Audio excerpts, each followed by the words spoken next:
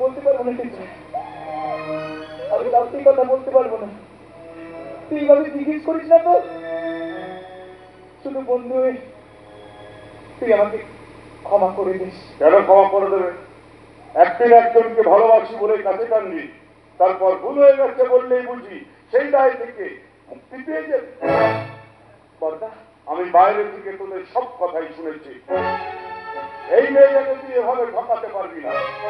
ইচ্ছে করে হলেও যখন ওর মনে ভালোবাসার ফুল ফুটিয়েছিস, তখন ওকেই তুই বিয়ে করবি। না বাবা, না।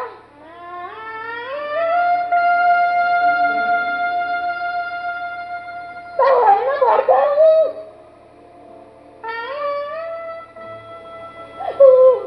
তুমি আমাকে কানের সুখী হতে চাও, তাই হোক বর্দা।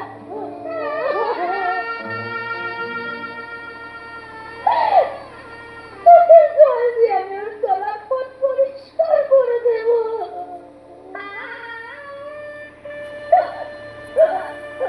কিন্তু ওর জীবনের পথে কোনো কাঁটা দিতে পারবো না গো বর্দা।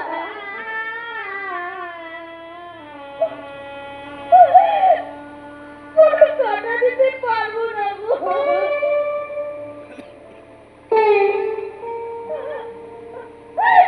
কোনো কাঁটা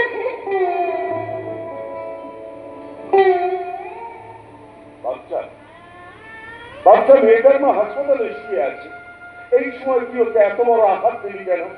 বলতে পারবো না বর্দা, আমি কাউকেই কথা বলতে পারবো না। কেন পারবি না?